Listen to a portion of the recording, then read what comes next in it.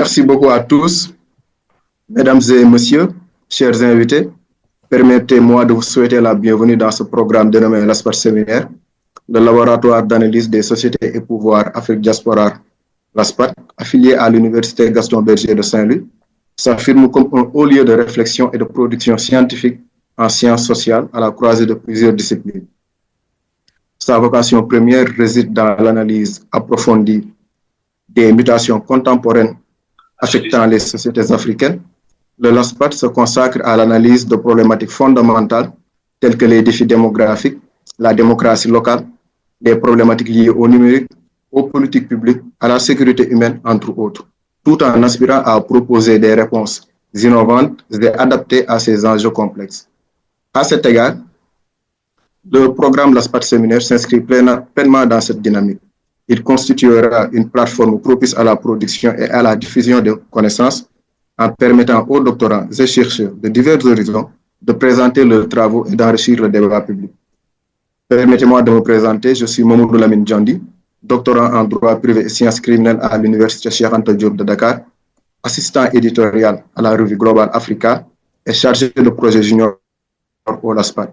C'est un honneur pour moi de modérer cette séance spéciale consacrée à la présentation et à la discussion du livre Droit pénal général sénégalais du professeur Papa Assane Touré, publié aux éditions L'Harmattan en avril 2024. Cet ouvrage est partagé en 2 tomes, le premier intitulé L'infraction pénale et le second La responsabilité pénale et la sanction pénale. Professeur Papa Assane Touré, merci de votre présence. Je vois en vous la barre, la tribune et la chaire. Chaire, c'est H-A-I-R-E. En effet, vous avez successivement occupé les postes de substitut du procureur de la République, de vice-président du tribunal d'instance de Saint-Louis, classe de Dakar et de conseiller technique au ministère de la Justice. Vous avez exercé les fonctions de secrétaire général adjoint du gouvernement chargé des affaires juridiques à la primature de novembre 2014 à novembre 2023. Depuis cette date, vous avez été nommé inspecteur général d'État, docteur en droit privé et sciences criminelles. Vous dispensez des cours dans les universités et instituts de formation du Sénégal et en Afrique. Vous êtes formateur au centre de formation judiciaire et à l'école régionale supérieure de la magistrature de l'ODA. Vous êtes, sur le plan scientifique, l'auteur de plusieurs ouvrages publiés aux éditions L'Harmattan Sénégal.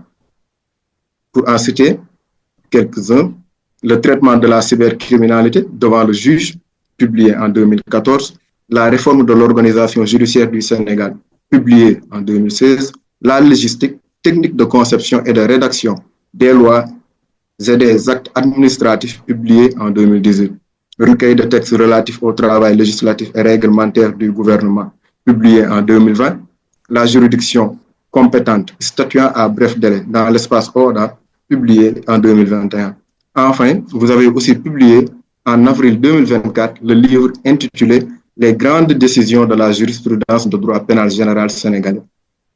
Dans cette première séance, chers invités, mesdames et messieurs, nous discuterons donc du tome 1 consacré à l'infraction pénale, dans lequel le professeur Papa Assane Touré propose une étude approfondie de la notion d'infraction en mettant l'accent sur la classification des infractions et les éléments constitutifs de celle-ci. Ce livre constitue une référence majeure pour les chercheurs et étudiants en droit, mais aussi pour tous ceux qui s'intéressent à la justice et à l'application du droit dans nos sociétés contemporaines. Avant de donner la parole à notre invité, juste préciser qu'il aura une 40aine de minutes pour sa présentation, suivie d'une séance de questions-réponses avec l'audience qui permettra d'approfondir les échanges. Vous êtes cordialement invités donc à y participer activement, soit en écrivant vos questions et réflexions dans le chat, soit en levant la main lorsque nous arriverons à la phase des échanges. Sans plus tarder, je cède la parole au professeur Papa Assane Touré. Merci beaucoup, Dr Djandi, Monsieur Djandi, pour cette présentation. Alors, je voudrais, dès l'entame de mon propos, exprimer toute ma gratitude à l'endroit de l'ASPAT, en particulier à l'endroit du professeur Pendaba. Je sais qu'elle a beaucoup insisté pour que je puisse intervenir à ce séminaire. Et je dois dire que j'en suis très, très honoré. Et ça me permet effectivement de partager avec vous le contenu de mon ouvrage sur le droit pénal général sénégalais. vous l'avez dit, qui a été écrit autour de 2 tomes. Le premier tome concerne l'infraction pénale et le deuxième tome concerne la responsabilité et la sanction pénale. Alors, le séminaire qui nous réunit aujourd'hui porte sur le tome 1, le premier ouvrage, qui est consacré à l'infraction pénale. Alors, j'ai décidé dans cette première session de mettre l'accent sur les métamorphoses de l'infraction pénale en droit sénégalais. Vous savez que l'ouvrage porte sur l'infraction pénale qui est une notion fondamentale en droit pénal, et il paraît très très difficile de faire le tour de la question en 40 minutes, mais j'ai décidé plutôt de mettre le focus sur un aspect qui me semble très important dans l'ouvrage, le premier tome consacré à l'infraction pénale, c'est les métamorphoses, c'est-à-dire les mutations connues par la notion d'infraction pénale en droit sénégalais. Et vous l'avez dit, cette session porte sur l'ouvrage qui est là, l'ouvrage de droit pénal, l'infraction pénale, droit pénal général sénégalais, l'infraction pénale. Et à titre d'élément d'introduction, je voulais simplement commencer par dire que l'infraction pénale est une notion fondamentale en droit criminel. Vous savez que le droit pénal est de façon générale défini comme l'ensemble des infractions, l'ensemble des règles relatives à la répression des infractions pénales. Vous voyez que la notion d'infraction pénale est au cœur du droit criminel. En procédure pénale, c'est l'infraction pénale qui permet de déclencher l'activité des officiers de police judiciaire. Et qu'un officier de police judiciaire, son champ d'intervention, du moins en matière pénale, est circonscrit à la notion d'infraction. S'il n'y a pas d'infraction pénale, en principe, un officier de police judiciaire ne doit pas pouvoir intervenir. C'est également le champ d'intervention des autorités judiciaires, des autorités pénales, procureur de la République, le juge d'instruction, la juridiction de jugement. Toutes ces autorités, en réalité, ne peuvent déclencher leur activité que lorsque une infraction pénale a été posée, a été commise. Je me rappelle d'ailleurs d'une circulaire que le procureur général près la cour d'appel de Dakar avait signée pour rappeler aux officiers de police judiciaire que leur intervention en matière de police judiciaire, du moins en matière de police judiciaire, dépend largement de la commission d'une infraction pénale. Vous voyez donc que c'est une notion essentielle en procédure pénale. En droit pénal spécial, la notion d'infraction fait l'objet de toutes les catégories connues du droit pénal spécial, c'est-à-dire les infractions contre les biens, les infractions contre la chose publique, les infractions contre les personnes, les infractions contre la famille. Toutes les catégories du droit pénal spécial sont des catégories liées à la notion d'infraction pénale. Alors, en droit pénal général, l'infraction est l'objet scientifique même de l'étude du droit pénal général. Parce que le droit pénal général, pour rappel, est défini comme l'ensemble des règles communes à toutes les infractions pénales. C'est le fond commun des infractions, les règles qui s'appliquent à toutes les infractions pénales. Par opposition au droit pénal spécial, qui utilise plutôt une technique casuiste, qui s'intéresse à des types d'infractions particulièrement. Alors, le tome 1, M. Djandi, vous l'avez dit, porte sur le droit pénal général. Il comporte essentiellement 2 titres. Le premier titre concerne la classification des infractions pénales et le titre 2 concerne les éléments constitutifs des infractions. Alors, ce que j'ai constaté à travers l'ouvrage droit pénal général, tome 1, sur l'infraction, c'est que la notion d'infraction pénale est traversée aujourd'hui par des mutations, par des métamorphoses qui affectent en réalité tous les compartiments de cette discipline, tous les compartiments du droit pénal général. Que l'on soit en matière de classification d'infractions ou dans le cadre des éléments constitutifs, on sent que la notion d'infraction aujourd'hui connaît des mutations et connaît des changements, des métamorphoses que nous allons essayer de voir. Alors, ces mutations concernent d'abord la classification des infractions Mais ces mutations concernent également les éléments constitutifs des infractions. Nous allons voir donc dans la première partie l'enrichissement, le précédent slide s'il vous plaît, l'enrichissement d'abord de la classification des infractions pénales, puisque cette classification a connu une sorte d'enrichissement que nous allons essayer de voir. Ensuite, les éléments constitutifs de l'infraction connaissent aujourd'hui des mutations, des transformations que nous allons, lesquelles nous reviendrons. D'abord, l'enrichissement de la classification des infractions. Prochain slide. Alors, vous savez que le droit pénal général connaît de façon traditionnelle une classification des infractions.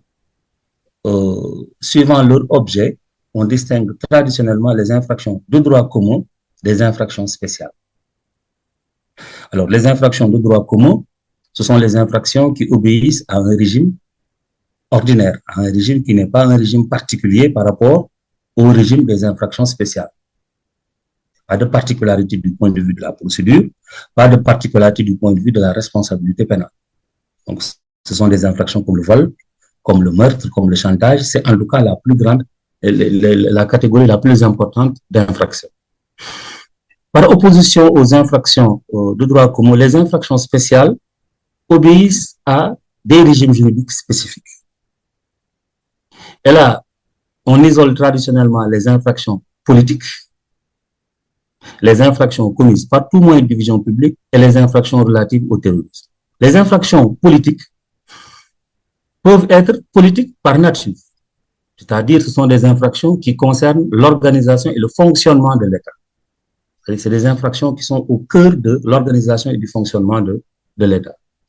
On peut viser la trahison, on peut viser l'espionnage. L'infraction peut être politique aussi si on isole un critère subjectif par la motivation. On pense à l'assassinat du président de la République. Et alors que cette infraction a une motivation politique, on considère que cette infraction est une infraction politique. Ces infractions obéissent à un régime assez particulier, que je ne vais pas revenir sur le régime, qui exclut par exemple le recours au flagrant délit, etc., etc. Il y a les infractions commises par tout moyen de diffusion publique, ce qui renvoie à la diffamation, à l'injure, à l'offense au chef de l'État, à la diffusion de fausses nouvelles. Et cette particularité, c'est que ces infractions exigent la publication pour être réalisées. Un grand spécialiste de la presse disait que, Barbier, qu'en matière de presse, c'est la publicité qui fait le délit. Sans publication, il n'y a pas d'infraction. Alors là, je voulais insister sur un point qui me semble important. J'entends très souvent parler d'infraction de presse en droit sénégalais. Alors, ce qu'il faut dire, c'est qu'au Sénégal, on ne connaît pas la catégorie infraction de presse. On connaît plutôt la catégorie infraction commise par tout moyen de diffusion publique. C'est les articles 248 et suivants. La seule fois, en fait, à ma connaissance, que le législateur utilise la notion d'infraction de presse, c'est dans le code de procédure pénale pour, en réalité, exclure cette catégorie d'infraction de la procédure de flagrant délit. Mais en dehors de ça, le code pénal connaît la catégorie infraction commise par tout moyen de diffusion publique. Il y a enfin, au titre des infractions spéciales, les infractions relatives au terrorisme, qui ont été instituées par la loi 2007-01 du 12 février 2007, modifiant le code pénal.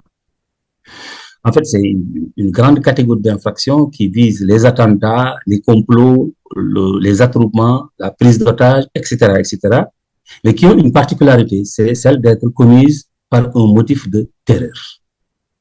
Toutes les infractions relatives au terrorisme sont justifiées par ce motif de terreur, c'est-à-dire c'est des infractions commises pour pousser le gouvernement, l'État à céder.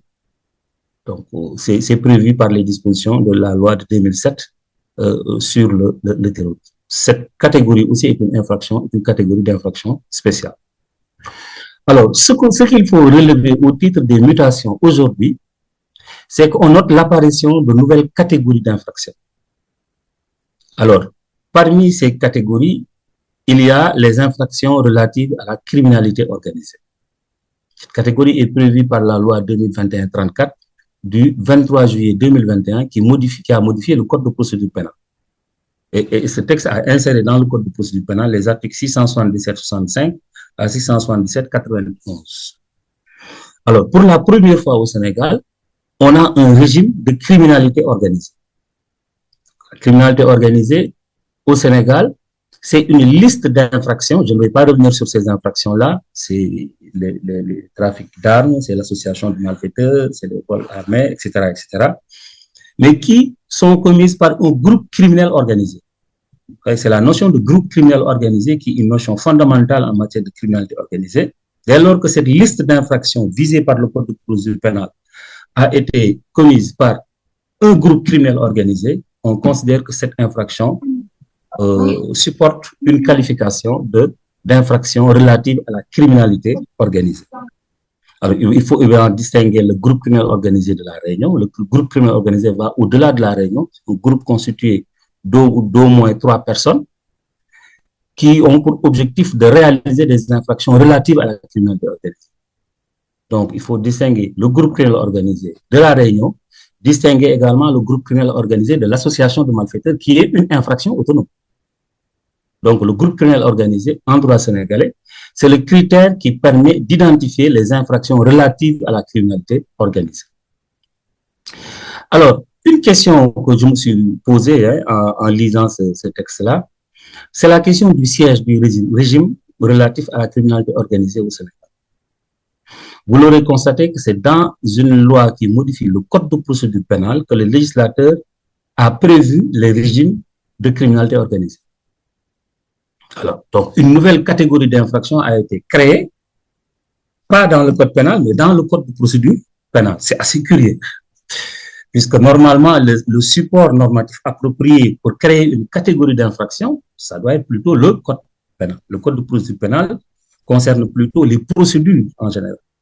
Donc, ça aurait été plus cohérent de créer cette catégorie d'infraction dans le code pénal et de prévoir le régime procédural applicable à cette catégorie d'infraction dans le code de procédure pénale. Mais enfin, le législateur a fait le choix d'instaurer cette catégorie dans le code de procédure pénale.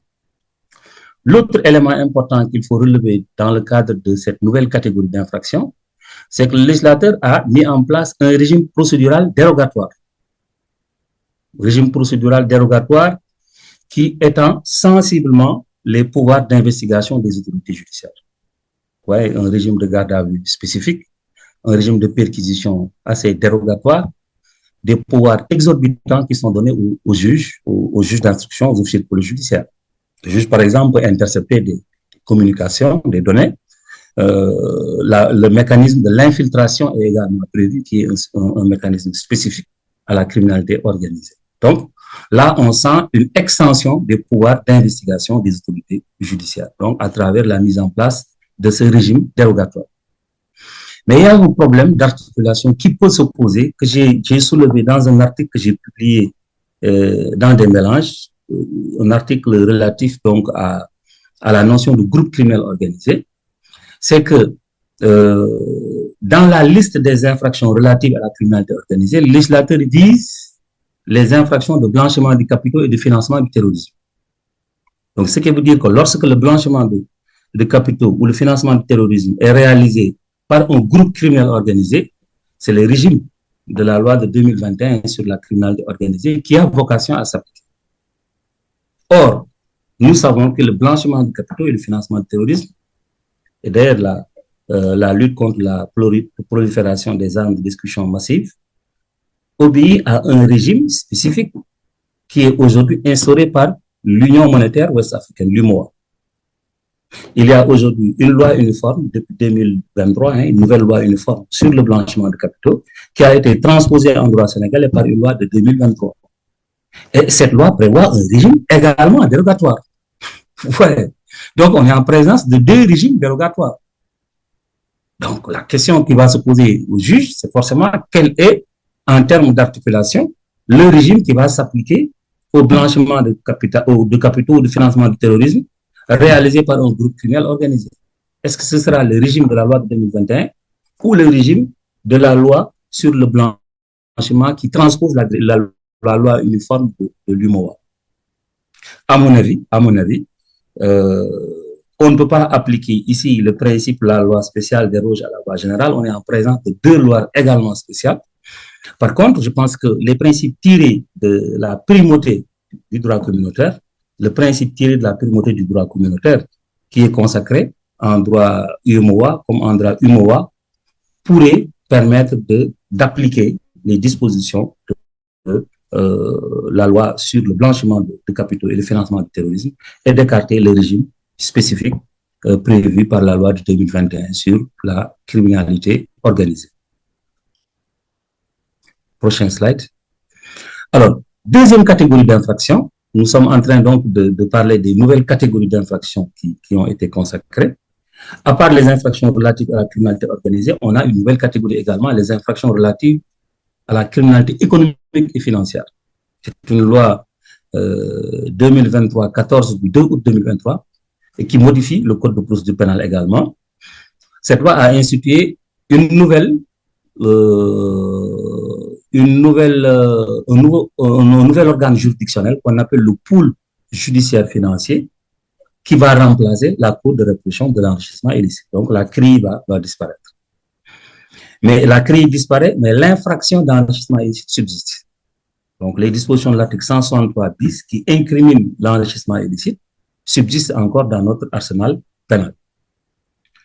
Alors, quand on lit ce texte de loi, on se pose beaucoup de questions. Dans l'énumération des infractions relatives à la criminalité économique et financière, on a une liste limitative. Alors, dans cette liste, on retrouve beaucoup d'infractions. On retrouve les infractions relatives au blanchiment de capitaux, l'escroquerie, etc. Toutes les infractions à connotation financière, mais on ne retrouve pas les infractions relatives au droit au WADA. Moi, je me suis posé la question, mais pourquoi? C'est-à-dire l'abus de biens sociaux, l'infraction de banqueroute, toutes les infractions relatives à la vie, au fonctionnement des sociétés commerciales, on ne les retrouve pas dans ce texte. Ça me semble être une lacune. Ces infractions sont au cœur quand même de la vie des affaires. L'autre observation que je voulais faire, c'est que on note aussi dans cette loi une absence de régime procédural spécifique. C'est-à-dire le législateur ne va pas, comme en matière de criminalité organisée, mettre en place des pouvoirs spéciaux, c'est-à-dire des pouvoirs d'investigation à la disposition des autorités judiciaires, ce qui me semble extrêmement important en matière de criminalité économique et financière. Voilà une forme de criminalité dissimulée extrêmement technique. Si le juge d'instruction n'a pas les pouvoirs pour investiguer, même dans le cadre du cyberespace, par exemple, intercepter des données informatiques, voilà, réaliser des infiltrations, avoir en tout cas des pouvoirs spéciaux, il me semble très très difficile de pouvoir lutter efficacement contre cette forme de criminalité très très très spécifique. Il y a également la nécessité de renforcer la formation des magistrats. Vous savez, je dis très souvent que les magistrats sont formés pour appliquer la loi, mais les magistrats ne sont pas souvent formés pour réaliser des investigations pointues. Et ces investigations exigent très souvent le recours à des disciplines comme les finances publiques, le droit financier privé, la comptabilité publique. Et ces matières-là, les magistrats ne sont pas toujours outillés pour réaliser de telles investigations. Je pense qu'il est absolument nécessaire de renforcer la formation des magistrats dans ce sens. Alors, les deux catégories d'infractions que j'ai citées, les infractions relatives à la criminalité organisée et les infractions relatives à la criminalité économique et financière, ne constituent pas, à mon avis, et je l'ai écrit dans l'ouvrage, ne constituent pas des infractions spéciales. Mais je les considère moi comme des infractions de droit commun, mais soumises à un régime procédural particulier. Parce qu'en réalité, la seule particularité de ces infractions, c'est par rapport à leur régime de procédure, à leur régime procédural, par rapport à des régimes de garde à vue spécifiques, des régimes d'investigation assez spécifiques. Pour la criminalité économique et financière, la particularité tient à l'attribution de compétences au pool judiciaire financier. Mais du point de vue des règles de fond, il n'y a pas de particularité en réalité. Donc, ces infractions peuvent être assimilées à des infractions de droit commun, mais soumises à un régime procédural particulier. Voilà. Prochain slide. Voilà. Alors, nous avons noté donc que les mutations de l'infraction pénale concernent d'abord la classification, c'est-à-dire il y a une sorte d'enrichissement de la classification des infractions, et on voit apparaître de nouvelles catégories d'infractions, comme les infractions relatives à la criminalité organisée et les infractions relatives à la criminalité économique et financière. Mais les mutations, je vous ai dit, ne concernent pas seulement la classification des infractions, mais ces mutations concernent aussi les éléments constitutifs des infractions. D'abord, l'élément légal. Vous savez que l'élément légal de l'infraction, l'exigence de l'élément légal est illustrée par le principe de la légalité criminelle qui est consacré par le Code pénal, l'article 4. Ce principe signifie simplement que la loi a le monopole de la création du droit pénal. Quand je dis la loi, c'est pas la loi au sens large, c'est la loi au sens strict. La loi, ça veut dire acte édicté par l'Assemblée nationale, par le Parlement. La loi donc fixe les incriminations, la loi fixe les sanctions, la loi aménage la procédure pénale. D'ailleurs, si vous regardez bien les dispositions de l'article 67 de la Constitution, en énumérant les matières qui relèvent du domaine exclusif de la loi, on vise la création des crimes et des délits ainsi que la procédure pénale. Alors, ça, c'est le premier élément de signification, c'est le monopole de la loi dans la création du droit pénal. Mais également l'effacement du juge dans la création du droit criminel. Le juge n'a pas un rôle créateur en matière pénale. C'est peut-être ce qui explique d'ailleurs la particularité des techniques d'interprétation en matière pénale. Le principe de l'interprétation stricte. Le juge ne crée pas en matière pénale, contrairement à d'autres matières.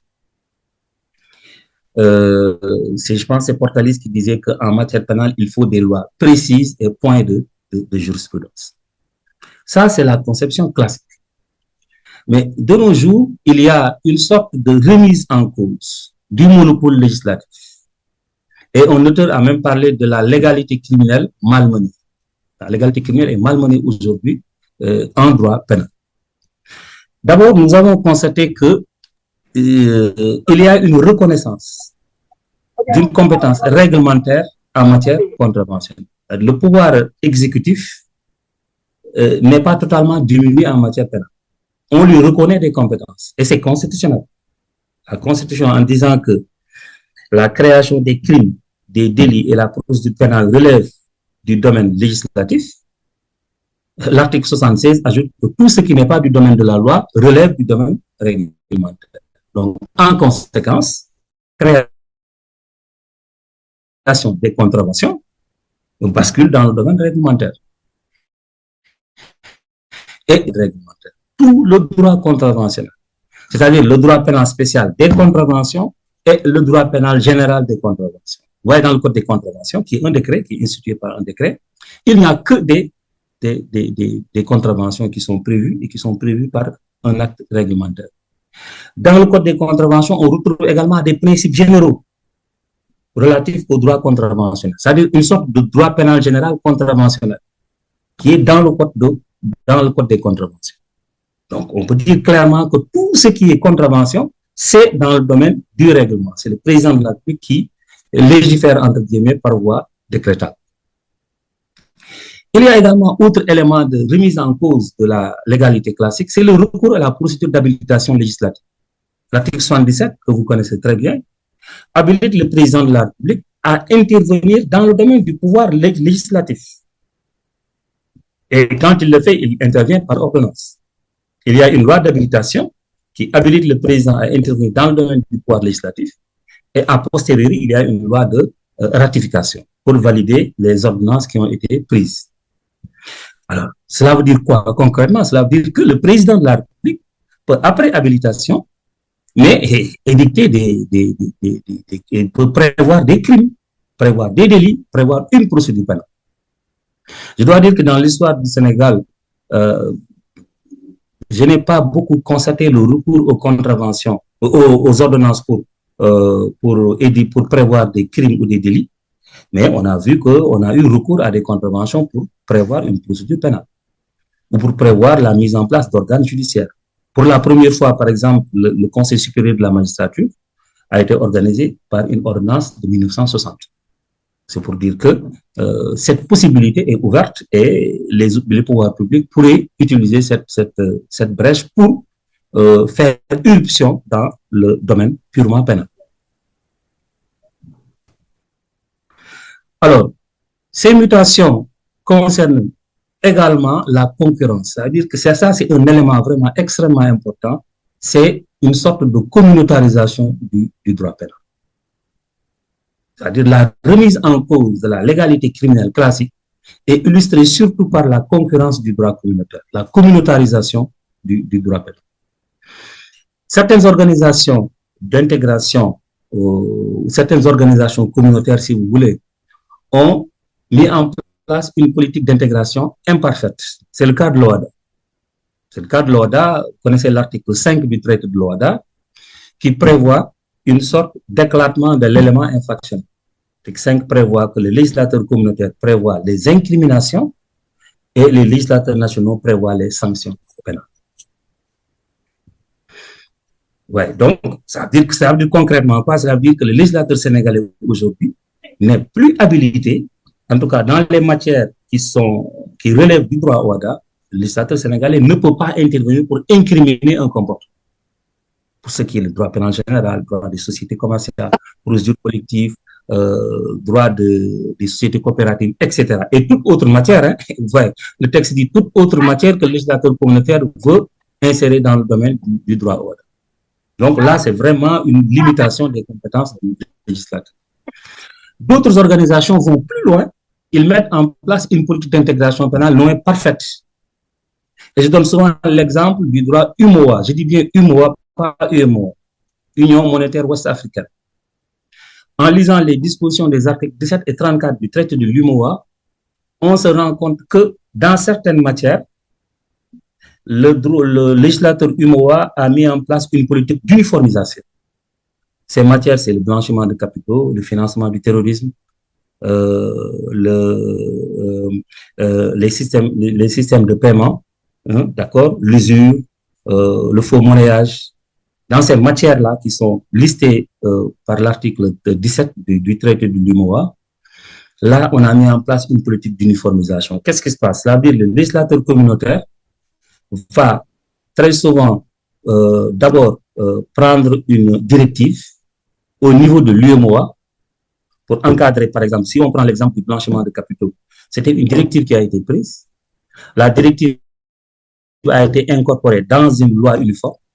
La loi uniforme adoptée par une décision du Conseil des ministres de l'UMOA, et la décision fait obligation à tous les États membres d'incorporer. On ne parle même pas là de transposition. Je disais à un collègue que là, on ne parle pas de transposition, on parle d'incorporation. Les États doivent incorporer le contenu de la loi uniforme dans leur législation nationale. Donc, les États n'ont même pas de pouvoir d'appréciation par rapport au contenu. C'est-à-dire quand on incorpore la loi uniforme dans l'ordre juridique national, on ne change pas la loi uniforme. Et je me rappelle quand on examinait le projet de loi relatif au blanchiment de capitaux et au financement du terrorisme, j'attirais l'attention des départements ministériels pour leur dire attention, vous aviez l'habitude de faire des observations sur les textes, mais pour ce texte-là, vous ne pouvez pas faire d'observations parce que c'est un texte qui a été déjà adopté par le Conseil des ministres de l'UMOA. Donc, or, les décisions du Conseil sont des décisions qui s'imposent aux États.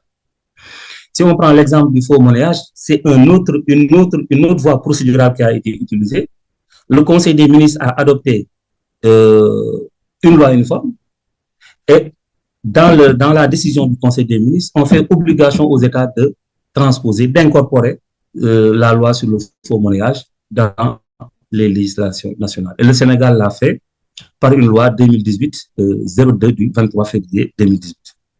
Et voilà, quelquefois même, le droit communautaire pénal, passez-moi le terme, quelquefois brouille même les repères de notre organisation pénale.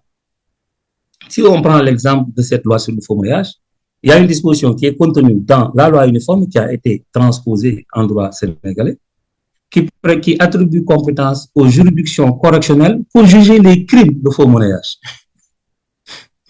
on attribue compétence à un tribunal correctionnel, donc au tribunal de grande instance, pour juger des crimes.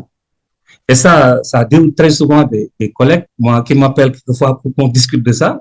Mais je le dis, c'est le législateur communautaire qui le veut comme ça, qui veut que certains crimes soient jugés par des juridictions correctionnelles. C'est pour dire vraiment que là, il y a une remise en cause pratiquement totale des traditions de l'organisation pénale classique. On peut donner l'exemple également du droit de l'OAPI, l'Organisation africaine de la propriété intellectuelle. Les accords de Bangui, moi j'étais toujours frappé quand je servais au tribunal de grande instance de Dakar, lorsqu'on avait un dossier par exemple de contrefaçon de marque, mais l'incrimination est dans l'accord de Bangui, la sanction est encourue est dans l'accord de Bangui, la procédure à suivre est dans l'accord de Bangui. Donc ça veut dire que le législateur national est complètement court-circuité et c'est le texte communautaire qui régit tout le processus pénal. Donc, vous voyez là que cette concurrence du droit communautaire remet en cause pratiquement, malmène complètement la légitimité pénale classique avec le principe de la légalité criminelle traditionnelle. Alors, l'autre élément, et je pense que c'est un élément aussi important, de mutation par rapport au principe de légalité. En principe, je vous l'ai dit, le principe de légalité exclut tout pouvoir de création du juge, c'est-à-dire le juge est pratiquement effacé dans le processus de création et de mise en œuvre du droit pénal. Là, on note une montée en puissance du rôle du juge et on le sent en droit sénégalais. D'abord, à travers le recours aux circonstances atténuantes. On l'oublie très souvent, mais les circonstances atténuantes peuvent permettre à un juge, lorsque le maximum de la peine encourue est de 5 ans, le juge peut aller jusqu'à 1 mois avec sursis. 1 mois avec sursis en matière délictuelle. En matière criminelle également, il y a des techniques d'atténuation de la peine qui sont prévues. Il y a également l'accueil des modes alternatifs, des modes d'aménagement des peines. C'est depuis une loi de 2000 que ça a été instauré en droit sénégalais. C'est le sursis, c'est la probation, c'est la dispense de peine. Et la dernière en date, c'est le placement sous surveillance électronique, le bracelet électronique, qui permet un peu d'éviter le recours à l'incarcération. Donc là, on note une montée en puissance du juge. Il y a également la pratique de la correctionnalisation judiciaire. Ça veut dire qu'une pratique, c'est une pratique, bon, les auteurs disent que c'est illégal, mais dans la pratique, ça se fait. Ça veut dire, c'est quoi la correctionnalisation judiciaire? C'est le procureur de la République est en face, par exemple, d'un crime. Il y a un procès verbal qui est là, on lui transmet un procès verbal, le procureur se rend compte que les faits qui sont évoqués sont des faits criminels. Je prends l'exemple du vol en réunion avec usage de violence. En droit sénégalais, l'article 367 du Code pénal prévoit que c'est un crime. Le procureur de la République très souvent ferme les yeux sur une des circonstances atténuantes pour éviter de saisir les chambres criminelles, pour éviter donc de recourir à la procédure criminelle. Il va simplement fermer les yeux sur les violences et considérer qu'on est en présence de vol en réunion et soumettre les faits aux tribunaux correctionnels. Ça se fait très souvent dans la pratique pour des besoins d'efficacité de la répression pénale.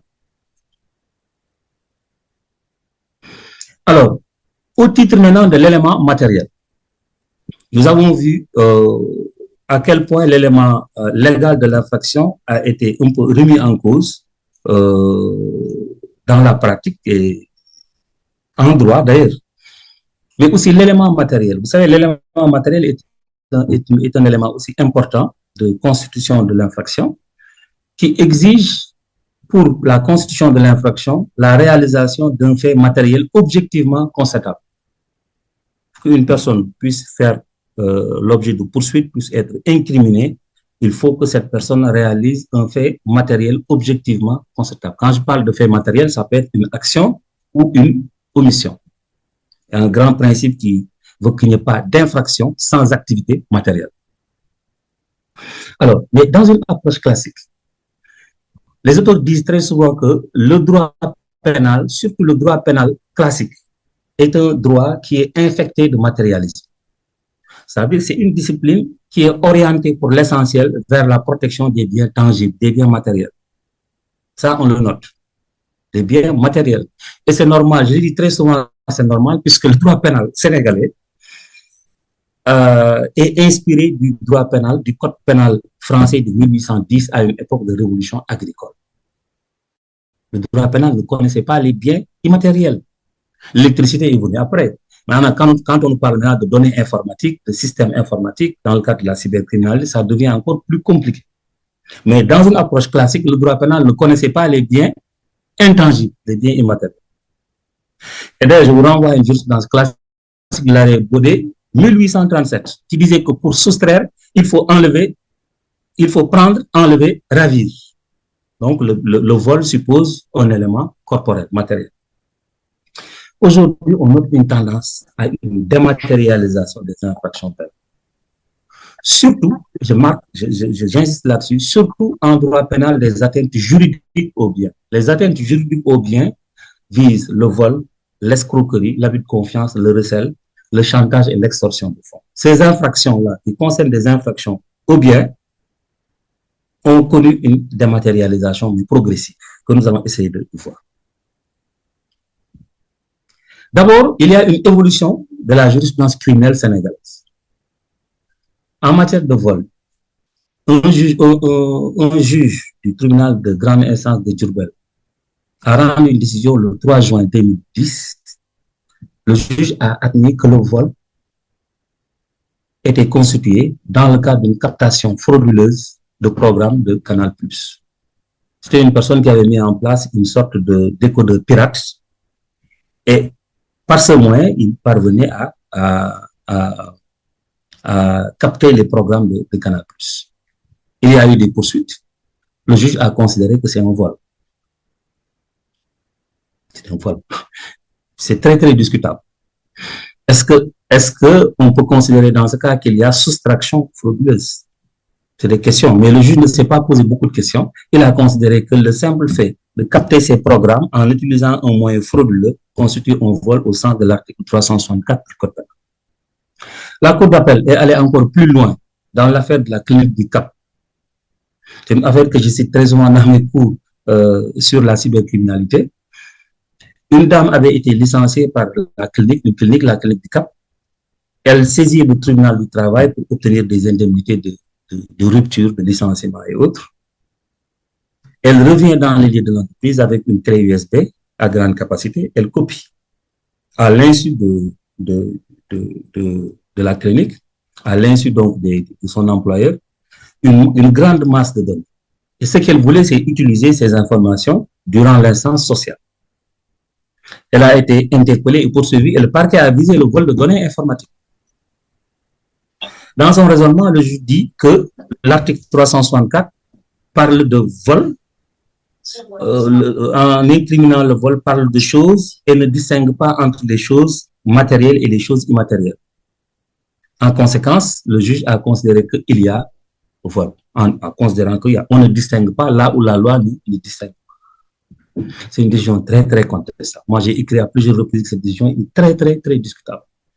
Parce que lorsqu'on copie des données depuis un serveur, la question qu'on peut se poser, c'est est-ce qu'il y a soustraction au sens juridique du terme? La soustraction supposant une dépossession. Les données sont encore dans le serveur. Alors, le juge a considéré qu'il y a vol. Il y a eu un pourvoi en cassation.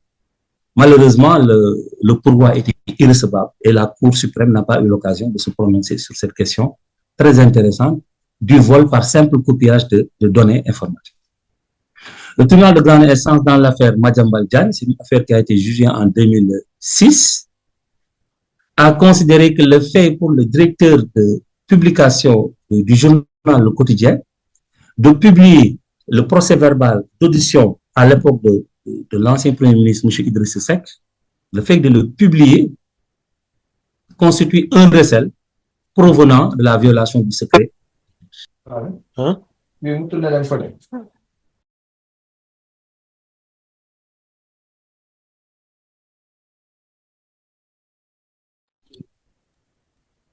Pardon, Mohamed Amoussa. Nous avons perdu le son.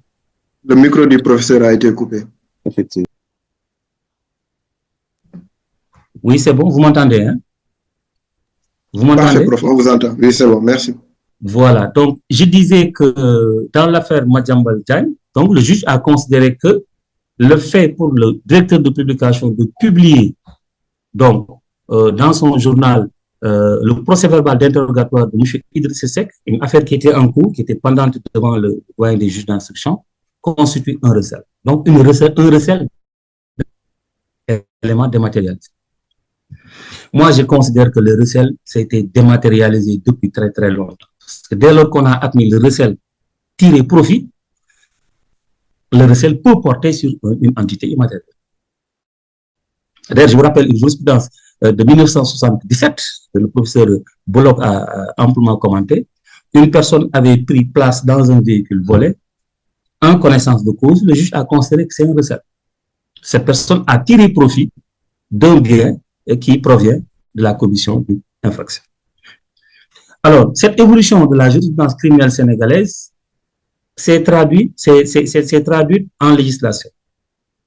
Alors, on a eu les prémices législatives donc, de la dématérialisation à travers d'abord la pénalisation de l'escroquerie de service en 1999. Donc, il a fallu insérer dans le code pénal un article 379 bis pour prévoir ce qu'on appelle l'escroquerie de service. L'escroquerie portant sur un service, une prestation, qui est une entité qui est immatérielle. Le législateur a fini également par incriminer la captation frauduleuse d'images ou de signaux. L'article 368 bis qui est issu de la loi 2014-27 du 3 novembre 2014 qui modifie le code pénal. Donc, on a senti vraiment des prémices d'une dématérialisation des infractions à partir de l'année 1999. Prochain slide. Alors, maintenant, il y a une consécration vraiment législative de la dématérialisation des atteintes juridiques. Je dis bien des atteintes juridiques. Ce n'est pas une dématérialisation totale. C'est une dématérialisation qui concerne les atteintes juridiques aux biens. D'abord, en 2008, la loi sur la cybercriminalité a consacré le vol d'informations. C'est l'article 431-53. Il faut préciser que cette incrimination a été supprimée en 2016. Puisque moi, j'ai toujours considéré que le vol d'informations, tel qu'en tout cas libellé dans l'article 431-53, posait problème. Puisqu'on disait que la soustraction frauduleuse d'une information au préjudice d'autrui est assimilée au vol. Mais c'est la soustraction qui est assimilée au vol. Et nous savons que la soustraction portant sur une donnée ou bien une information pose très souvent des difficultés en raison de l'absence de dépossession. C'est pourquoi le législateur, en 2016, a opté pour la suppression du délit de vol d'information et a incriminé à la place l'infraction de copiage frauduleux de données informatiques, en contournant l'exigence de soustraction. Parce que quand on incrimine le copiage frauduleux, là, on ne parle plus de soustraction, etc. Ce qui est exigé, c'est simplement un acte matériel de copiage. Et que le copiage soit frauduleux, et que le copiage porte sur des données informatiques appartenant à une personne. Alors, en 2016, le législateur a procédé à une dématérialisation presque totale de toutes les infractions concernant les biens. Regardez l'article 383, 379, 430. Désormais, l'abus de confiance, le recel, l'escroquerie peuvent porter sur des biens quelconques. C'est moi qui souligne, bien quelconques. Et ces biens quelconques peuvent être une information, ça peut être une donnée informatique, ça peut être le numéro d'une carte bancaire. Donc, c'est toutes les informations, toutes les entités, donc des entités immatérielles peuvent faire l'objet d'escroquerie, d'abus de confiance, de vol, de recel. Et là, une illustration de jurisprudence qui pourrait être, ça pourrait être le cas au Sénégal. La Chambre criminelle de la Cour de cassation a rendu une décision le 19 mai 2004. Elle a considéré que constitue un recel le fait pour un salarié d'accéder durant ses heures de travail à des sites à caractère érotique et pornographique grâce à la connexion Internet que son employeur avait mis à sa disposition. La doctrine pénale considère désormais que la connexion à Internet peut faire l'objet d'abus de confiance. Donc, une entité tout à fait immatérielle. Prochain slide. Alors, je termine, hein, monsieur le modérateur, sans doute je suis un peu long peut-être, mais je termine par l'élément moral. L'élément moral de l'infraction. On a vu que donc les mutations concernent pratiquement tous les éléments constitutifs de l'infraction. l'élément légal, l'élément matériel, mais aussi l'élément moral. Mais là, on note une sorte d'abord d'élargissement du domaine de l'élément intentionnel de l'infraction. Ce qu'on connaissait traditionnellement, c'est qu'on avait une distinction entre la faute intentionnelle et la faute non intentionnelle. La faute intentionnelle renvoie aux infractions pour lesquelles l'auteur a voulu le résultat, a voulu rechercher le résultat prohibé par la loi. Et on décline très souvent la faute intentionnelle autour du dol général et du dol spécial. Le dol général, c'est la volonté de commettre l'infraction telle qu'elle est prévue par la loi, en général, et ça s'applique à toutes les infractions. Le dol spécial, par contre, est une intention précise qui est requise par les lois particulières, comme un élément constitutif de cette infraction particulière. Prendre l'exemple de l'intention de donner la mort en matière de meurtre. Le meurtre, c'est l'homicide commis volontairement. Donc, l'intention de donner la mort est un dol spécial en matière donc, de meurtre. À côté de la faute intentionnelle, toujours de façon traditionnelle, on distinguait la faute non intentionnelle, qui renvoyait à deux types de fautes, la faute d'imprudence ou de négligence et la faute contraventionnelle. La faute d'imprudence ou de négligence, c'est une faute qui résulte d'une négligence ou d'une inattention, tout simplement. Et l'exemple classique qu'on prend, c'est l'article 307, l'homicide involontaire. Personne qui donne la mort, qui conduit son véhicule et qui tue une personne, mais par négligence ou bien par inattention. Donc, c'est un homicide, c'est une sorte d'homicide involontaire. Alors, il y a enfin la faute contraventionnelle qui renvoie à l'inobservation d'une prescription légale ou réglementaire. Dès lors qu'on méconnaît cette prescription légale ou réglementaire, on est en faute. C'est l'exemple, par exemple, d'un conducteur qui chevauche une ligne continue.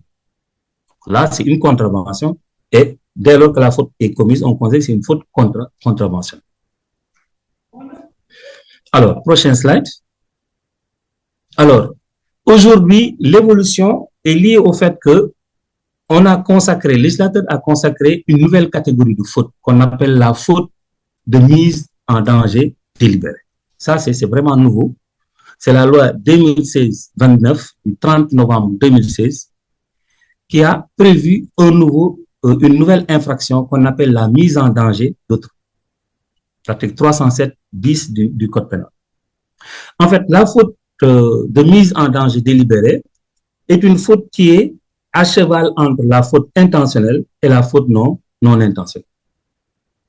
Ça renvoie à quoi? Ça renvoie au comportement d'une personne qui est consciente de faire encourir à autrui un risque réel, mais malgré tout, cette personne agit en espérant que ce dommage ne se réalisera pas.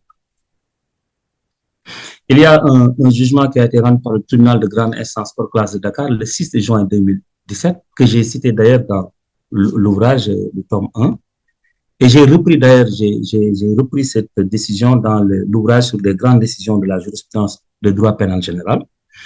Le juge a considéré que le fait pour une personne d'effectuer un demi-tour sur l'autoroute est constitutif donc d'une faute de mise en danger délibéré et consomme l'infraction de mise en danger délibéré. Parce qu'en réalité, ce comportement quand même pouvait faire encourir un risque réel aux passagers du véhicule.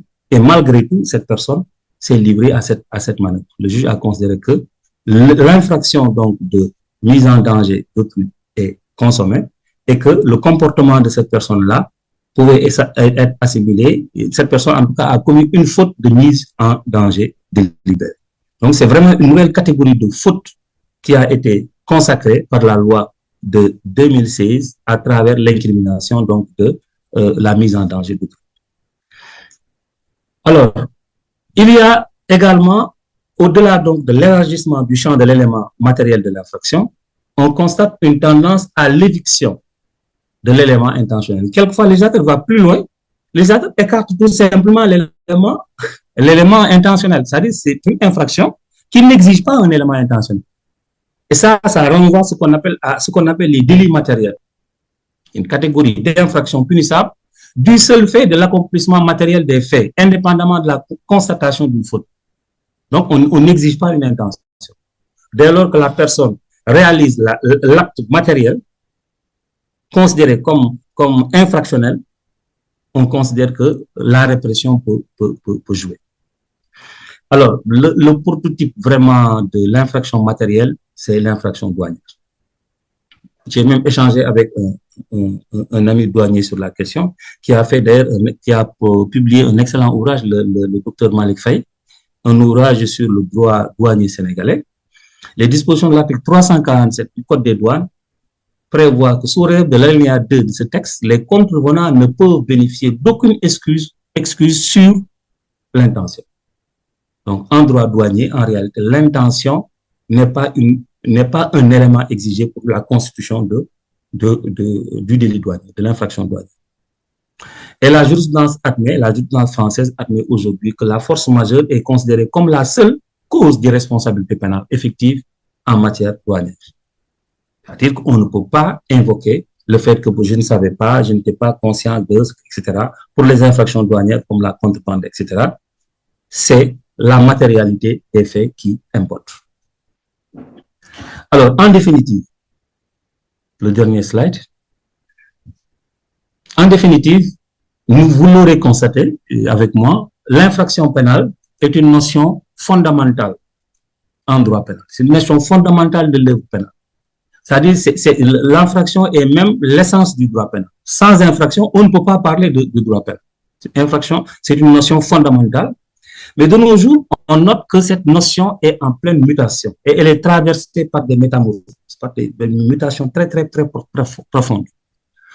D'une part, on voit que le souci de lutter efficacement contre les nouvelles formes de criminalité, comme la criminalité organisée, la criminalité économique et financière, explique l'enrichissement des catégories d'infractions. Nous avons vu que le législateur a instauré de nouvelles catégories, comme les infractions relatives à la criminalité organisée, les infractions à caractère économique et relatives à la criminalité économique et financière. Donc, ces nouvelles catégories ont été instaurées. C'est en réalité pour mieux lutter contre les nouvelles formes de criminalité. Mais d'autre part, le souci légitime de garantir l'efficacité de la répression, c'est vraiment fondamental en matière pénale. Ce souci est passé par une remise en cause, voire même une perturbation de la théorie générale des éléments constitutifs de l'infraction. Nous avons constaté que aussi bien l'élément légal, l'élément matériel et l'élément moral, les principes classiques sur lesquels ces techniques du droit pénal étaient fondées sont en train d'être de plus en plus remis en cause par souci très souvent de garantir une répression efficace en matière pénale. Voilà, monsieur le modérateur, j'ai été sans doute très long, peut-être même ennuyeux, peut-être, hein, mais vous avez été très aimable. Je vous en remercie. Merci beaucoup, professeur, pour cette belle présentation. Vous n'avez pas été du tout ennuyant à mon niveau. Je l'espère aussi pour l'audience qui est en train de nous suivre.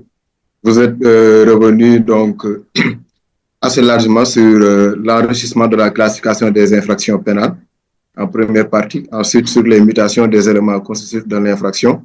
Vous nous avez parlé de la classification classique des infractions, ensuite de l'apparition de nouvelles catégories d'infractions, notamment celles liées à la criminalité organisée d'une part et aussi celles relatives à la criminalité économique et financière. En deuxième partie, vous avez parlé de la concurrence du droit communautaire qui empiète largement en ce moment sur notre droit pénal ici au niveau national.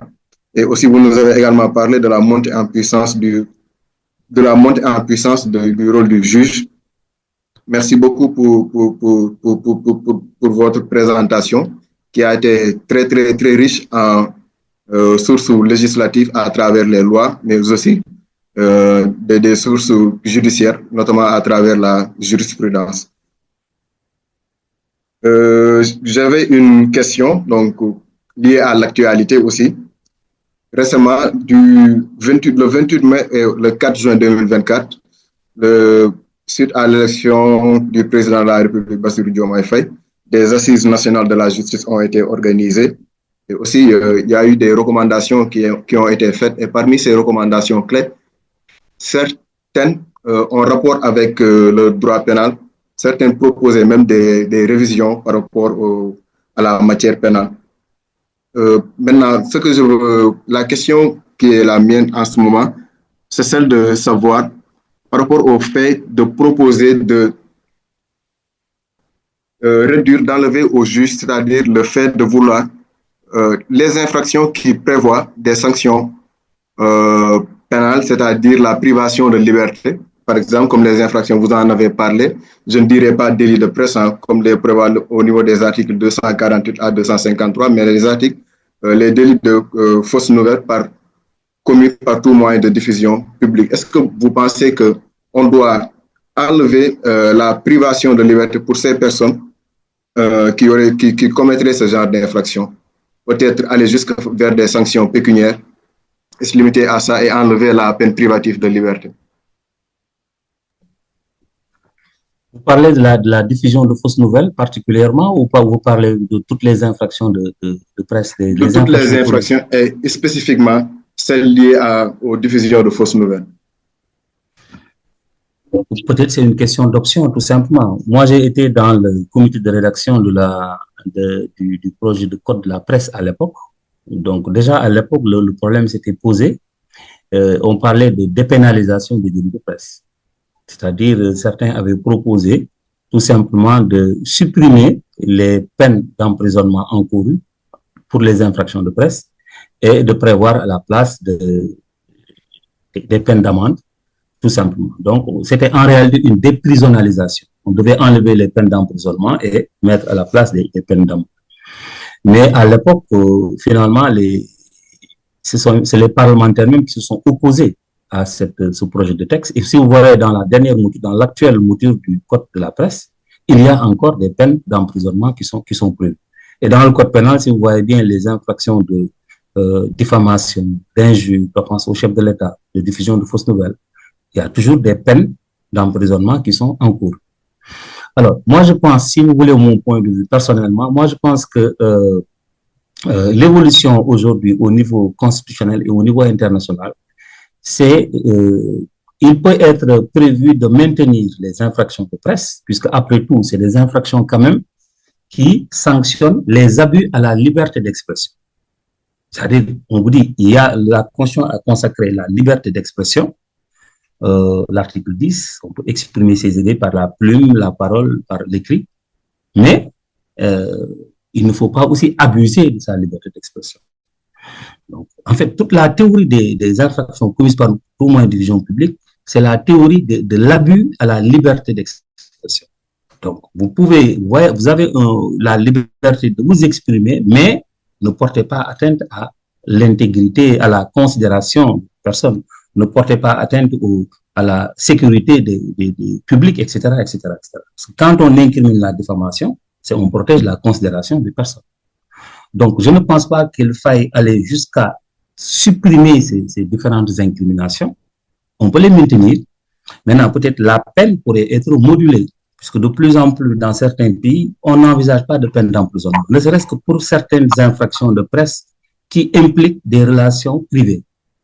Maintenant, la diffusion de fausses nouvelles est une infraction qui a une certaine particularité. Si vous voyez même dans le code pénal, la diffusion de fausses, on exclut le flagrant délit pour la plupart des infractions de presse, mais pour la diffusion de fausses nouvelles, on peut recourir au flagrant délit. Vous avez vu dans la pratique, des personnes sont poursuivies pour diffusion de fausses nouvelles en flagrant délit. C'est tout à fait possible, la loi le prévoit. Parce que c'est une infraction quand même assez grave puisque vous diffusez des nouvelles qui sont de nature à perturber le fonctionnement des institutions ou bien à remettre en cause la sécurité publique.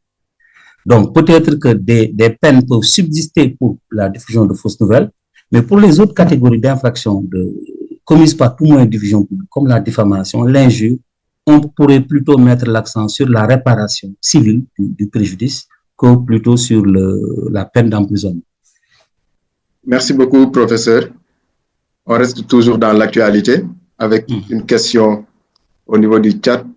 Monsieur Abdoulaye Cissé, sa question consiste à savoir si l'abrogation d'une loi d'amnistie peut mener vers une reconsidération des faits qu'elle avait pour but d'écarter.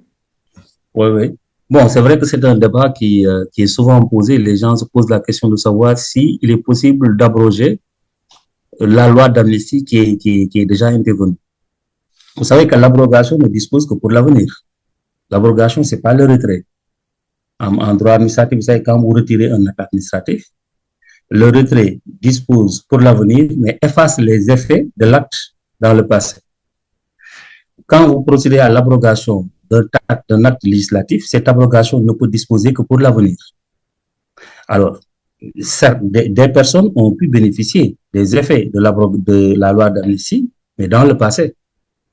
Ces effets, si on retient du moins la technique d'abrogation, ces effets subsistent.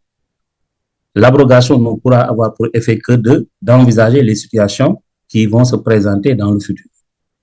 Alors, moi, j'en ai même discuté avec une personne.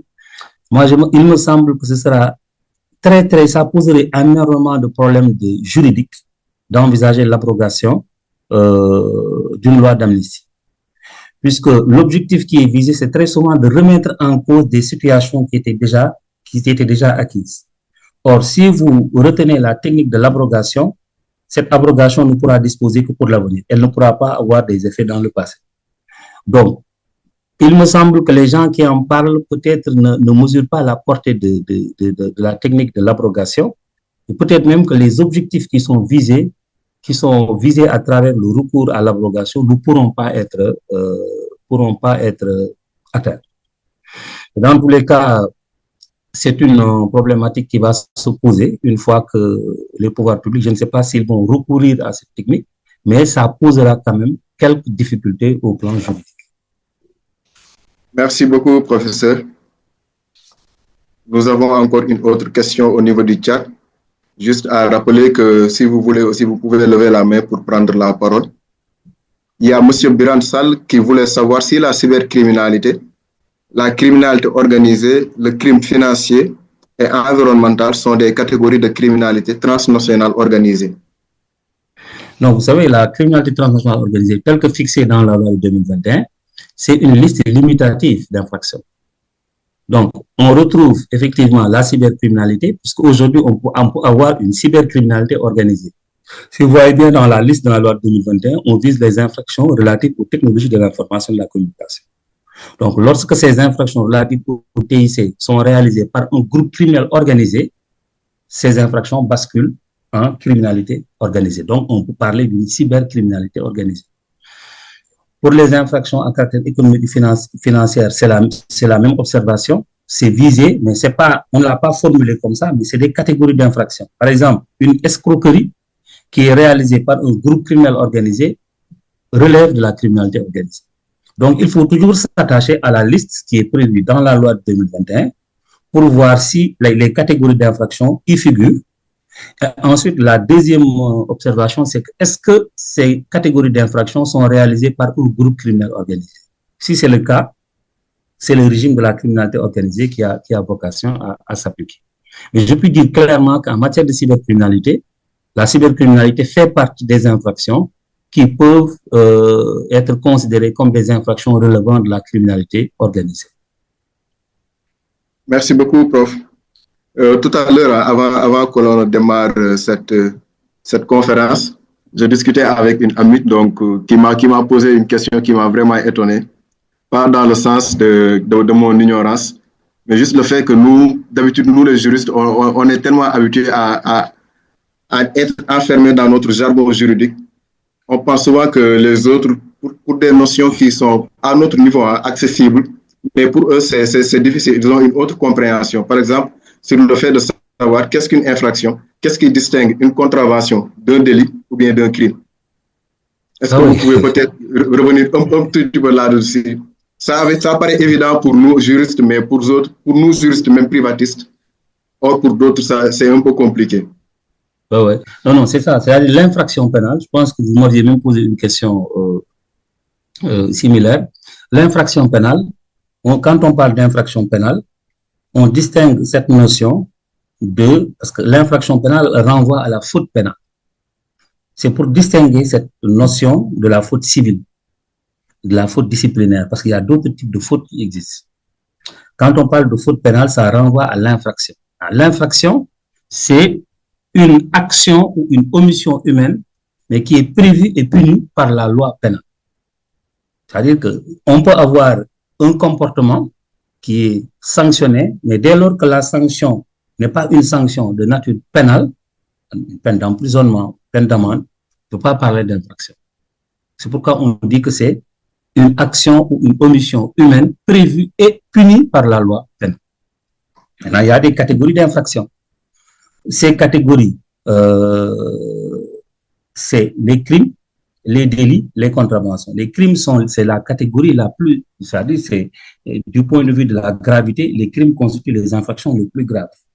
Les crimes sont punis de peines criminelles. Les peines criminelles en droit sénégalais, c'est là. Aujourd'hui, on a supprimé les travaux forcés, c'est la réclusion criminelle ou la détention criminelle.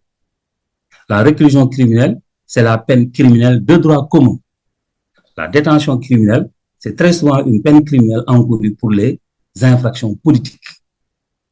Vous voyez bien la détention criminelle, vous voyez la trahison, l'espionnage, c'est très souvent puni de la détention criminelle, à temps ou à perpétuité. Alors, les délits sont une catégorie intermédiaire qui sont punis, qui peuvent être punis de peine d'emprisonnement, de peine d'amende. Catégorie intermédiaire. Les contraventions, c'est la catégorie la plus faible. Et maintenant, il faut s'attacher toujours au taux, à la nature de la sanction encourue pour déterminer si on est en matière de crime, de délit ou de contravention. Les délits sont très souvent punis de peine correctionnelle. Les contraventions de peine contraventionnelle, très souvent, c'est une amende qui peut aller jusqu'à 20 000 francs prévue par le Code des contraventions. C'est vrai que c'est des notions qui sont manipulées par les juristes, mais quelquefois, on ne prend pas toujours le temps de les expliquer pour que le citoyen ordinaire puisse comprendre ces différentes catégories pénales. Merci beaucoup. Nous avons encore une autre question au niveau du chat. C'est Mohamed Sek, doctorant en droit privé à l'UQAD. Sa question est celle de savoir quels sont les enjeux juridiques et éthiques liés à l'extension du champ d'anticipation de la répression pénale, notamment avec les infractions d'obstacles. Ah oui, bonne question. C'est vrai, de plus en plus maintenant, le législateur, on le note, a recours à des infractions obstacles pour prévenir. En réalité, c'est une approche de politique criminelle préventive. On sanctionne des faits, des délits, ce qu'on appelle les délits obstacles, pour éviter la réalisation d'infractions. Prenez l'exemple de l'association de malfaiteurs, 238 Code pénal. On incrimine une association constituée en vue de commettre des crimes ou des délits. C'est-à-dire, c'est le simple fait de constituer une association ou bien une entente en vue de réaliser des crimes ou des délits qui est incriminé. Donc, on n'attend pas la réalisation de l'infraction pour réprimer. C'est une approche de politique criminelle préventive qui peut se comprendre, Maintenant, le législateur ne doit pas aller très, très loin dans cette approche-là. C'est la raison pour laquelle la jurisprudence est assez sévère sur ces questions, assez stricte. Il faut qu'il y ait une association, il faut qu'il y ait une entente qui est établie et que c'est les gens qui ont constitué cette association doivent avoir pour objectif de réaliser des infractions et que ça doit être établi pour que la répression puisse jouer. Il me semble que c'est une approche qui est légitime parce qu'aujourd'hui, il ne s'agit pas d'attendre la commission d'infraction pour pouvoir faire agir la répression. On peut très souvent, par des techniques, notamment le recours à des infractions obstacles, permettre d'éviter la réalisation d'infractions pénales, parce que l'infraction quand même porte atteinte à l'ordre public et à la sécurité publique. Donc, c'est une atteinte aux valeurs de la société. Donc, cette approche de politique criminelle préventive me semble tout à fait légitime. Seulement, le législateur doit savoir quand même, ne doit pas aller trop loin dans cette approche de politique criminelle préventive. Merci beaucoup, professeur Papa Hassan Touré. Il y a Abou Djibi qui aimerait prendre la parole. Bon, ma question était la suivante. Donc, l'Union européenne qui a défini en 1996 le crime organisé comme suit: une association structurée de plus de 2 personnes établies dans le temps et agissant de façon concertée en vue de commettre des infractions punissables d'une peine privative de liberté d'un maximum ou d'au moins 4 ans ou d'une peine plus grave que ces infractions constituent une fin à soi ou au moins pour obtenir des avantages patrimoniaux et, le cas échéant, influencer indûment le fonctionnement d'autorités publiques. Pouvez-vous revenir un peu, s'il vous plaît, sur le crime organisé? Parce que j'ai du mal un peu à concevoir cela. Merci. Alors, je disais que, en réalité, au Sénégal, on ne parle pas de crime organisé, on parle de criminalité organisée. La loi de 2021 qui a instauré le régime de la criminalité organisée parle des infractions relatives à la criminalité organisée et je disais que c'est une nouvelle catégorie d'infractions. Alors, le Sénégal présente quelques particularités par rapport aux pays européens, par rapport à la France ou d'autres pays. Par exemple, en France, pour isoler la notion de criminalité organisée, pour distinguer la criminalité organisée des infractions de droit commun, le législateur isole la notion de bande organisée. Quelquefois, même dans nos textes, on utilise la bande organisée. Je disais à un collègue, mais que signifie la bande organisée? En fait, ce que la loi isole comme critère pour distinguer, pour pouvoir isoler les infractions de la criminalité organisée, c'est le groupe criminel organisé. Les infractions relatives à la criminalité organisée, c'est une catégorie d'infractions, c'est les associations de malfaiteurs, c'est le trafic d'armes, c'est le trafic de stupéfiants, etc., etc. Si vous lisez le code de procédure pénale, qui ont cette particularité d'être commises par un groupe criminel organisé. Et maintenant, c'est quoi le groupe criminel organisé? Le législateur dit, c'est un groupe constitué d'au moins 3 personnes. Et ce groupe a été constitué en vue de réaliser l'une des infractions prévues en matière de criminalité organisée, donc les infractions limitativement énumérées, dans le but d'en tirer un profit. Donc, vous voyez que la notion de criminalité organisée, c'est des infractions orientées vers la recherche du profit. Donc, voilà le critère qui est isolé. Et le Sénégal, en réalité, a repris le critère qui est prévu dans la Convention de Palerme sur la criminalité transnationale organisée.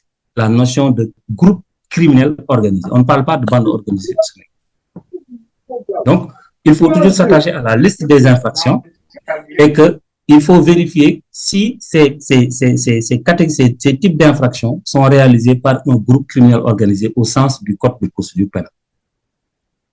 Voilà. Merci beaucoup, Papa Santouré. Il y a Momodou Sarr qui aimerait prendre la parole. Ma question était plutôt relative, en tout cas, aux critères utilisés par la Convention de Palerme pour la définition de la notion de groupe criminel organisé et en tout cas la liste exhaustive qui existe au niveau de la législation nationale pour la notion de criminalité organisée. Parce que au vu en tout cas de la Convention de Palerme, il y a un certain nombre de critères qui ont été déclinés pour qualifier d'un groupe de groupe criminel organisé. Il y a d'abord un groupe structuré d'au minimum 3 personnes existant depuis un certain temps, agissant de concert dans le but de commettre une ou plusieurs infractions graves établies conformément à la présente convention. Alors qu'au niveau national, il y a une liste exhaustive d'infractions qui ont été citées par le législateur de 2021. Donc, n'existe-t-il pas un problème de conformité entre les critères qui ont été déclinés par la Convention de Palerme, qui peuvent s'appliquer à une liste indéfinie d'infractions dès l'instant que les critères sont réunis, et la liste exhaustive que je qualifie en tout cas de restrictive utilisée par le législateur de 2021? Je ne dirais pas que le dispositif qui est prévu au Sénégal n'est pas conforme, puisque le Sénégal a repris textuellement la définition que vous venez de citer tout à l'heure, la définition du groupe criminel organisé. C'est cette définition qui a été reprise textuellement par le Code de procédure pénale pour donner un contenu à la notion de groupe criminel organisé. Maintenant, le législateur a fait le choix. Le législateur ne considère pas que toute infraction réalisée par un groupe criminel organisé constitue une infraction relative à la criminalité organisée. Le législateur a pris le soin de lister un certain nombre d'infractions et c'est la même chose en France. Vous allez en France, la loi qui régit la criminalité organisée liste des infractions qui, lorsqu'elles sont réalisées par un groupe criminel organisé, par une bande organisée chez eux, relèvent de la criminalité organisée. C'est une option de politique criminelle que le législateur a réalisée et qui est une option qui se justifie si vous lisez bien la nature des infractions qui sont listées dans le code de procédure pénale, vous vous rendez compte que ces infractions ont vraiment un lien avec les infractions réalisées par une bande structurée qui utilise très souvent leurs moyens pour alimenter leurs activités criminelles. C'est juste un problème d'option de politique criminelle. Merci beaucoup, M. Sarr, pour votre question. Docteur Pape Hassan Touré, il y a M.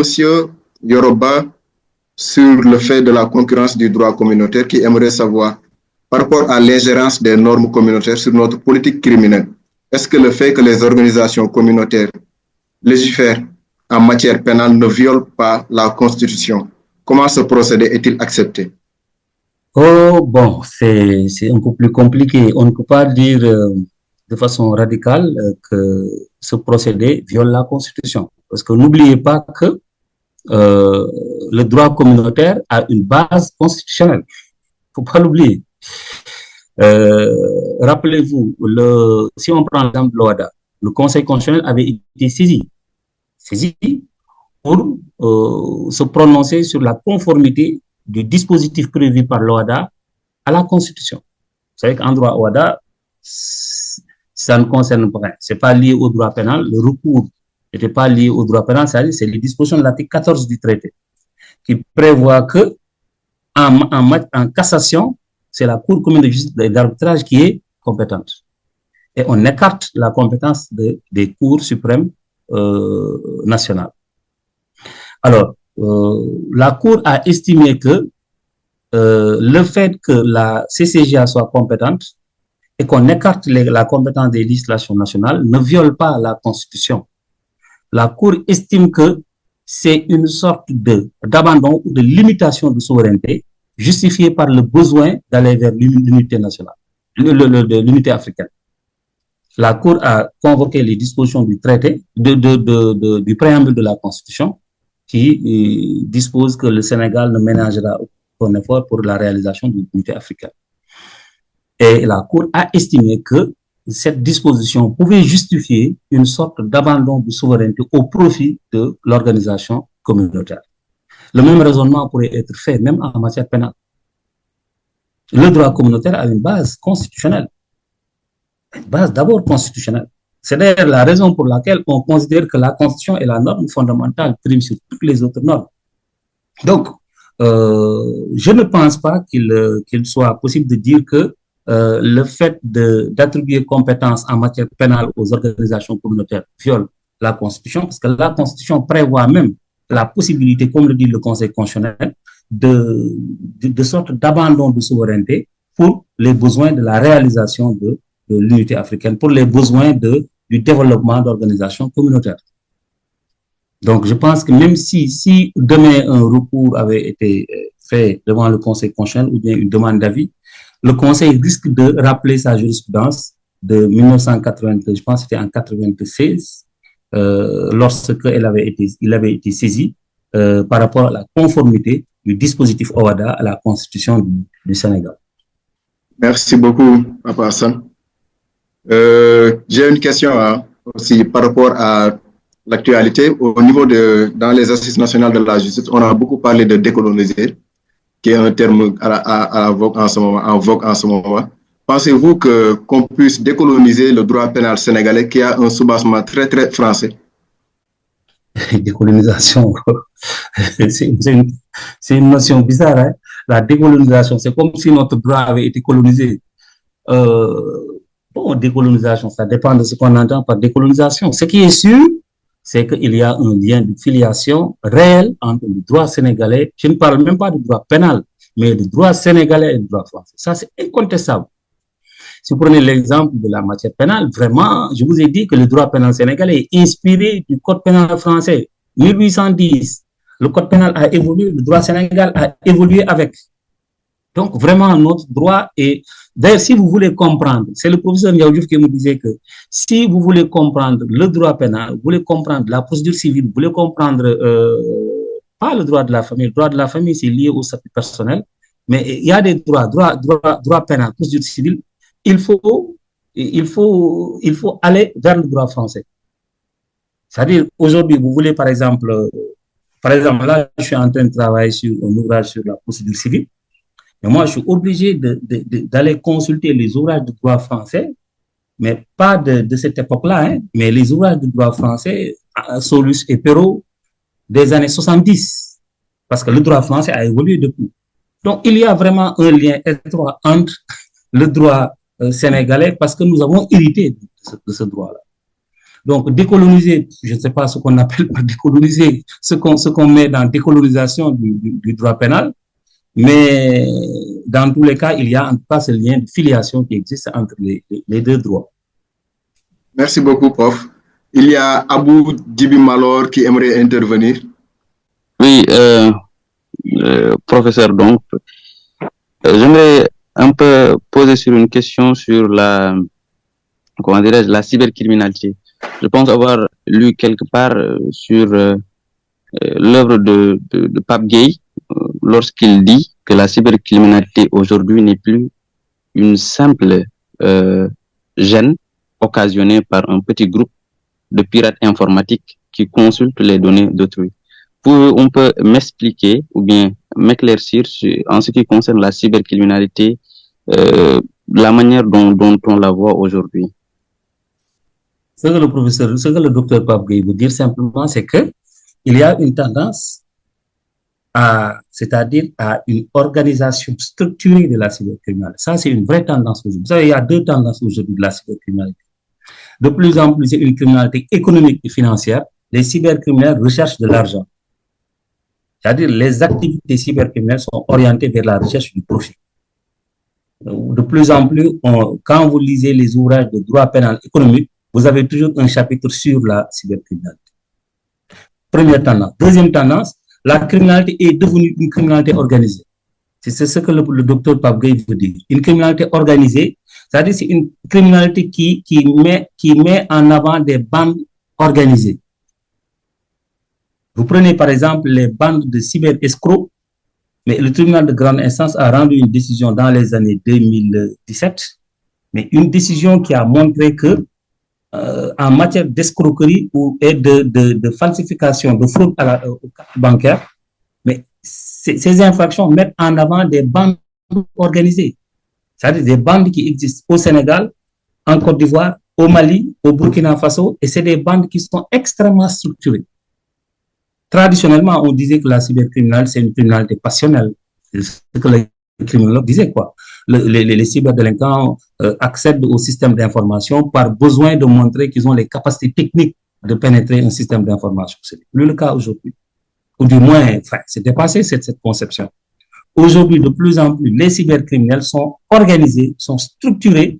C'est d'ailleurs la raison pour laquelle vous voyez dans la loi de 2021 sur la criminalité organisée, on cite les infractions relatives aux technologies de l'information et de la communication dans la liste des infractions relevant de la criminalité organisée. Donc, je pense que c'est ce que le docteur Pape Gueye veut dire. Il veut simplement dire que de plus en plus, il y a une mutation de la cybercriminalité qui tend à devenir une criminalité organisée et pas seulement une criminalité passionnelle ou de droit commun classique. Merci beaucoup, professeur. Parce que nous sommes rattrapés par le temps. Nous vous remercions vraiment de nous avoir accordé cette séance portant sur le tome 1 de votre ouvrage Droit pénal général sénégalais, tome 1, l'infraction pénale. Merci beaucoup pour vos propos. Si vous avez peut-être un mot de la fin avant qu'on ne se dise au revoir. Je voulais vraiment vous remercier pour le choix d'abord qui est porté sur ma personne pour intervenir, parce que c'est toujours, vous savez, un auteur a toujours besoin de partager les résultats de ses écrits. Donc, c'est important de pouvoir discuter du contenu de l'ouvrage et ça m'a permis un peu de voir que les gens s'intéressent à mes travaux. Et encore une fois, merci. Je pense qu'il y a une deuxième session qui est prévue pour l'ouvrage consacré le tome 2 consacré à la responsabilité pénale et la sanction pénale. Encore une fois, ce fut vraiment un plaisir pour moi de partager les résultats de mes travaux dans le cadre de ce séminaire. Merci beaucoup. Merci beaucoup à vous, merci beaucoup à toute l'audience pour votre participation active. Nos remerciements vont également à l'endroit de l'équipe technique qui qui n'a ménagé aucun effort pour le bon déroulement de ce séminaire. Nous vous donnons rendez-vous très bientôt, Inch'Allah, pour la suite de nos séminaires doctoraux avec le LASPAT. Merci et à bientôt. Merci beaucoup.